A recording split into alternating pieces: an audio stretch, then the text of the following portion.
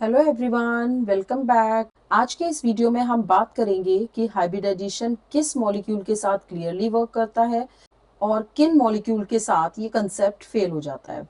तो चलिए शुरू करते हैं। Hybridisation work best for light elements. तो हाइब्रिडाइजेशन का कंसेप्ट उन मॉलिक्यूल के साथ अच्छा वर्क करता है जो मॉलिक्यूल कार्बन, नाइट्रोजन, ऑक्सीजन या फ्लोरीन एलिमेंट्स के साथ बने होते हैं, लाइक सिंपल मॉलिक्यूल या सिंपल आयन, जैसे कि मीथेन, अमोनिया, वाटर। तो इस तरीके के जो सिंपल मॉलिक्यूल्स होते हैं उनके केस में हाइब्रिडाइजेशन का कंसेप्ट इजीली वर्क करता है।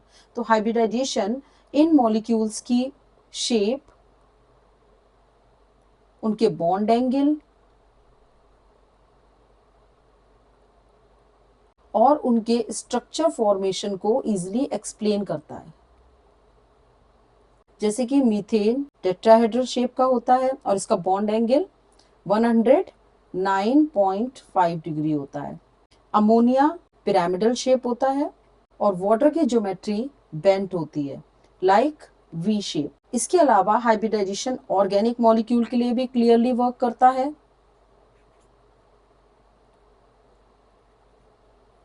जैसे कि मीथेन, इथीन, एथाइन। तो इन सारे मॉलिक्यूल्स के लिए भी हाइब्रिडेशन इजीली वर्क करता है। जैसे कि ये बताता है कि डबल बॉन्ड मॉलिक्यूल की ज्योमेट्री प्लेनर क्यों होती है, ट्रिपल बॉन्ड मॉलिक्यूल की ज्योमेट्री लीनियर क्यों होती है। इसके अलावा ये आयंस की शेप को भी दर्शाता है, जैसे कि अमोनियम, नाइट्राइट। तो हाइब्रिडाइजेशन का कंसेप्ट बताता है कि ammonium is sp3 hybridised ion और इसकी शेप क्या होती है, टेट्राहेड्रल।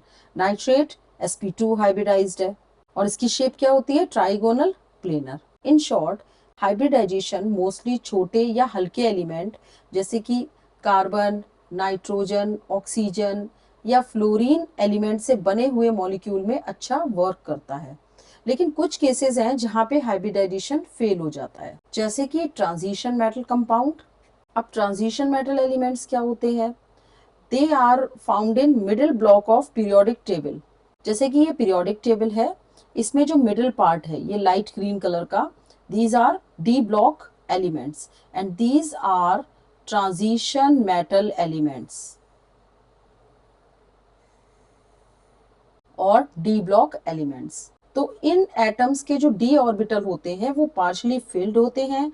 तो ये या तो अपनी ग्राउंड स्टेट में रहते हैं या फिर कॉमन ऑक्सीडेशन स्टेट में रहते हैं। अब ये कलर्ड कंपाउंड भी बनाते हैं और ये मैग्नेटिक कंपाउंड भी बनाते हैं, and they also show variable oxidation state. तो इन कंपाउंड्स के बारे में हम अपने आने वाली वीडियोस में डिटेल में स्टडी करेंगे। तब तक के लिए हम इन कंपाउंड की प्रॉपर्टीज को शॉर्ट में समझ लेते हैं। जैसे कि ये जो कंपाउंड है वो कलरिंग प्रॉपर्टी भी शो करते हैं, मैग्नेटिक बिहेवियर भी शो करते हैं, they also show variable oxidation state. तो अब हाइब्रिडाइजेशन से हम इन कंपाउंड्स की शेप को तो पता कर सकते हैं, लेकिन इससे हम इनके मैग्नेटिक बिहेवियर को, इनकी कलरिंग प्रॉपर्टी को एक्सप्लेन नहीं कर पाते हैं। तो इसीलिए ट्रांजिशन मेटल कंपाउंड्स के केस में हाइब्रिडाइजेशन का कंसेप्ट प्रॉपर्ली वर्क नहीं करता है। नेक्स्ट हम देखेंगे कि और किस केस में हाइब्रिडाइजेशन का कंसेप्ट वर्क नहीं करता। जैसे कि वो मॉलिक्यूल जो रेजोनेंस शो करते हैं उनके केस में भी हाइब्रिडाइजेशन फेल हो जाता है। अब रेजोनेंस क्या है? तो resonance is delocalisation of electron. तो डीलोकलाइजेशन मीन्स या इलेक्ट्रॉन का फैलाव। तो जिन मॉलिक्यूल में इलेक्ट्रॉन डीलोकलाइज्ड होते हैं या इलेक्ट्रॉन, हम कह सकते हैं कि इलेक्ट्रॉन फैले हुए होते हैं, वहां पर हाइब्रिडाइजेशन का कंसेप्ट फेल हो जाता है, क्योंकि हाइब्रिडाइजेशन के अकॉर्डिंग बॉन्ड फिक्स्ड है पर एक्चुअल में इलेक्ट्रॉन फैले हुए हैं। तो इसी वजह से हाइब्रिडाइजेशन का कंसेप्ट इन मॉलिक्यूल के केस में फेल हो जाता है। नेक्स्ट किस केस में हाइब्रिडाइजेशन का कंसेप्ट फेल होता है? जैसे कि वो मॉलिक्यूल जिनमें डी ऑर्बिटल का इन्वॉल्वमेंट होता है, लाइक PF5 एंड SF6। तो इसको हम थोड़ा डिटेल में समझ लेते हैं। PF5 इस मॉलिक्यूल में सेंट्रल एटम फॉस्फोरस है और इसका एटॉमिक नंबर होता है 15। तो इलेक्ट्रॉनिक कन्फिगरेशन क्या होगा, 1s2, 2s2, 2p6, 3s2, 3p3 and 3d0। तो हम देख रहे हैं कि लास्ट शेल क्या है, वैलेंस शेल, और वैलेंस शेल में टोटल वैलेंस इलेक्ट्रॉन कितने हैं, 5। इसके s ऑर्बिटल में 2, s ऑर्बिटल में 2 इलेक्ट्रॉन है, p में 3 इलेक्ट्रॉन है, 1, 2 एंड 3, और d में एक भी इलेक्ट्रॉन नहीं है।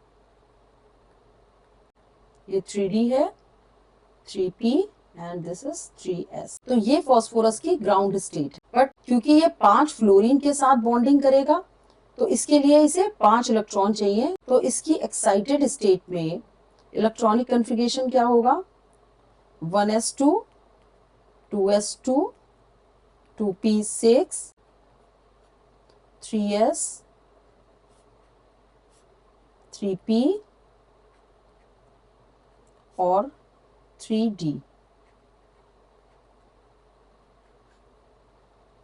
अब एक्साइटेड स्टेट में यहां तक तो कन्फिगरेशन सेम ही रहेगा। इसके बाद जो लास्ट शेल है उसमें s ऑर्बिटल का एक इलेक्ट्रॉन d ऑर्बिटल में ट्रांसफर होगा। तो अब इलेक्ट्रॉनिक कन्फिगरेशन क्या होगा, 1s2, 2s2, 2p6, 3s1, 3p3 and 3d1। तो अब 1s, 3p and 1d orbital combine होके sp3d हाइब्रिड ऑर्बिटल बनाएंगे, 5 हाइब्रिड ऑर्बिटल। अब ये 5 हाइब्रिड ऑर्बिटल 5 फ्लोरीन के p ऑर्बिटल के साथ ओवरलैप करेंगे और बॉन्डिंग बनाएंगे। सिमिलरली SF6 में सल्फर का एटॉमिक नंबर है 16, तो इलेक्ट्रॉनिक कन्फिगरेशन होगा 1s2, 2s2, 2p6, 3s2, 3p4। तो इसमें लास्ट में वैलेंस इलेक्ट्रॉन कितने हैं, 6, 3s2 एंड 3p4, 1, 2, 3 एंड 4। और इसका जो d ऑर्बिटल है उसमें एक भी इलेक्ट्रॉन नहीं है। ये हो गया 3d। अब इसके एक्साइटेड स्टेट में एक इलेक्ट्रॉन s का और एक इलेक्ट्रॉन p का वो d ऑर्बिटल में ट्रांसफर होगा। तो अब एक्साइटेड स्टेट में इलेक्ट्रॉनिक कन्फिगरेशन क्या होगा, 1s2, 2s2, 2p6, 3s1, 3p3 and 3d2, 1, 2। तो अब 1s, 3p और 2d ऑर्बिटल कंबाइन होके 6 sp3d2 हाइब्रिड ऑर्बिटल बनाएंगे। और ये 6 हाइब्रिड ऑर्बिटल्स फ्लोरीन के p ऑर्बिटल के साथ ओवरलैप करेंगे और बॉन्ड बनाएंगे। तो अब हम देख रहे हैं कि इन दोनों ही केस में s और p अपने ऑक्टेट को एक्सपेंड कर रहे हैं by using empty d orbitals. लेकिन यहाँ पे प्रॉब्लम क्या है कि ये जो एलिमेंट हैं जैसे कि फॉस्फोरस, सल्फर, क्लोरीन, ये थर्ड पीरियड के एलिमेंट हैं। तो यहाँ पर इस पीरियोडिक टेबल में आप देख रहे हैं कि फॉस्फोरस, सल्फर एंड क्लोरीन, तो ये जो एलिमेंट है ये थर्ड पीरियड के एलिमेंट है। पीरियोडिक टेबल में ये थर्ड पीरियड है, ये फर्स्ट है, सेकेंड और ये थर्ड। तो ये थर्ड रो में आ रहा है, यानी कि ये जो एलिमेंट है वो थर्ड पीरियड का पार्ट है। और इनके जो 3d ऑर्बिटल होते हैं उनकी एनर्जी बहुत हाई होती है as compare to 3s and 3p। तो इसका मतलब 3d ऑर्बिटल बॉन्डिंग के लिए इजीली अवेलेबल ही नहीं होते। तो इन मॉलिक्यूल में बॉन्डिंग को हम मॉलिक्यूलर ऑर्बिटल थ्योरी के थ्रू ही एक्सप्लेन कर सकते हैं। अब मॉलिक्यूलर ऑर्बिटल थ्योरी के बारे में डिटेल स्टडी हम अपनी नेक्स्ट वीडियो में करेंगे। तब तक के लिए हम इसे समझ लेते हैं। So hybridization fails here because hybridization के अकॉर्डिंग क्या है कि इन मॉलिक्यूल में 3d ऑर्बिटल बॉन्डिंग में पार्टिसिपेट करते हैं, जबकि 3d ऑर्बिटल की एनर्जी काफी हाई होती है as compare to s and p। तो इस कारण से डी ऑर्बिटल इफेक्टिवली ओवरलैप नहीं कर पाते। So according to hybridisation concept, octet expansion is misleading, क्योंकि डी ऑर्बिटल की एनर्जी काफी हाई होती है और सेंट्रल एटम अपने इलेक्ट्रॉन को डी ऑर्बिटल में ट्रांसफर नहीं कर पाता है। तो इसीलिए इन केसेस में हाइब्रिडाइजेशन का कंसेप्ट फेल हो जाता है। अब नेक्स्ट पॉइंट क्या है जिसके अकॉर्डिंग कुछ मॉलिक्यूल में हाइब्रिडाइजेशन का कंसेप्ट फेल हो जाता है, जैसे कि मॉलिक्यूल का स्पेक्ट्रा और उनकी एक्साइटेड स्टेट। तो हाइब्रिडाइजेशन मॉलिक्यूल की कलरिंग प्रॉपर्टी को एक्सप्लेन नहीं कर पाते हैं। अब किसी भी मॉलिक्यूल में कलर कैसे अपीयर होते हैं, तो जब इलेक्ट्रॉन डिफरेंट एनर्जी लेवल के बीच में जंप करता है तो वो विजिबल लाइट को एब्जॉर्ब करता है। लेकिन क्योंकि हाइब्रिडाइजेशन के कंसेप्ट में एनर्जी गैप के बारे में कोई बात नहीं करी गई है, तो ये कंपाउंड की कलरिंग प्रॉपर्टी को भी एक्सप्लेन नहीं कर पाता है। हाइब्रिडाइजेशन मॉलिक्यूल्स की कलरिंग प्रॉपर्टी और उनके मैग्नेटिज्म को भी एक्सप्लेन नहीं करता है, क्योंकि हाइब्रिडाइजेशन में इलेक्ट्रॉनिक ट्रांजिशन जैसा कोई कंसेप्ट ही नहीं है। तो ये मॉलिक्यूल की कलरिंग प्रॉपर्टी को भी एक्सप्लेन नहीं कर पाता है, क्योंकि जब कोई इलेक्ट्रॉन लोअर एनर्जी लेवल से हायर एनर्जी लेवल की तरफ जंप करता है तो ये यूवी लाइट या विजिबल लाइट को एब्जॉर्ब करता है। अब क्योंकि इलेक्ट्रॉनिक ट्रांजिशन जैसा कोई कंसेप्ट हाइब्रिडाइजेशन में है ही नहीं, तो ये एब्जॉर्प्शन ऑफ लाइट को भी एक्सप्लेन नहीं कर पाता है। इसीलिए हाइब्रिडाइजेशन का कंसेप्ट किसी भी मॉलिक्यूल की कलरिंग प्रॉपर्टी को एक्सप्लेन नहीं कर सकता। इसके अलावा हाइब्रिडाइजेशन मैग्नेटिज्म को भी एक्सप्लेन नहीं करता, क्योंकि magnetism depend on unpaired electron और हाइब्रिडाइजेशन इन अनपेयर्ड इलेक्ट्रॉन्स को करेक्टली काउंट ही नहीं करता है। तो ये कंसेप्ट मैग्नेटिज्म को भी एक्सप्लेन नहीं कर सकता। तो हाइब्रिडाइजेशन किसी भी मॉलिक्यूल की कलरिंग प्रॉपर्टी, उसके मैग्नेटिज्म और उसके डीप ऑर्बिटल इन्वॉल्वमेंट को एक्सप्लेन नहीं कर पाता है। इसके अलावा हाइब्रिडाइजेशन आयनिक कंपाउंड्स को भी एक्सप्लेन नहीं कर सकता है। अब इसका क्या रीजन है, चलिए समझते हैं। हाइब्रिडाइजेशन किसी भी मॉलिक्यूल में कोवेलेंट बॉन्डिंग को मान के चलता है।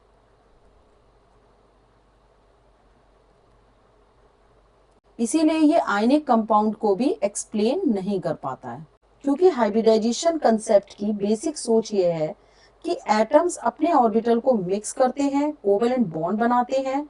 इसका मतलब ये है कि बॉन्ड इलेक्ट्रॉन की शेयरिंग से बनते हैं, जबकि आयनिक कंपाउंड में ऐसा नहीं होता है। आयनिक कंपाउंड में बॉन्ड शेयरिंग से नहीं बल्कि इलेक्ट्रॉन के ट्रांसफर से बनते हैं। आयनिक कंपाउंड में ऑर्बिटल ओवरलैप या मिक्सिंग जैसा कोई कंसेप्ट नहीं होता, इसलिए हाइब्रिडाइजेशन आयनिक बॉन्ड को एक्सप्लेन नहीं कर पाता है। So in short, hybridization is good for shape and geometry of molecule, लेकिन मॉलिक्यूल की other properties like colouring property, magnetism,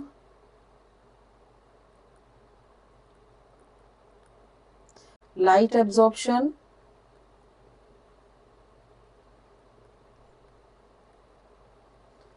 इन सबको हाइब्रिडाइजेशन का कंसेप्ट एक्सप्लेन नहीं कर सकता है। और इन सभी प्रॉपर्टीज को समझने के लिए हमें advance theory like molecular orbital theory या CFT, crystal field theory, in advance theories को समझने की जरूरत होगी। तो अब आपने समझ लिया होगा कि हाइब्रिडाइजेशन किन मॉलिक्यूल के साथ प्रॉपर्ली वर्क करता है और कहां पर यह कंसेप्ट पूरी तरीके से फेल हो जाता है। तो अगले वीडियो में हम पढ़ेंगे मॉलिक्यूलर ऑर्बिटल थ्योरी। ये एक एडवांस थ्योरी है जो इन सारी लिमिटेशंस को एक्सप्लेन करती है। So stay tuned for the upcoming video on molecular orbital theory. See you soon. Bye bye.